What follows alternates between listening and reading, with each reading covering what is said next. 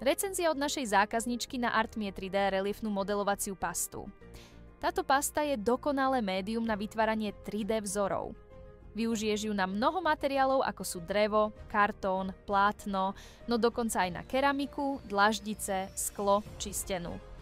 Po nanesení na povrch môžeš pastu ofarbiť, doladiť metalickými plátkami, posypať flitrami či kombinovať s iným materiálom.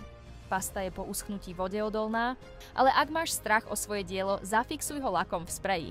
Či už ideš vytvárať krajinku, alebo potrebuješ na povrchu vytvoriť relief, má táto 3D modelovacia pasta pieskovú štruktúru a perfektne vynikne na tmavom pozadí.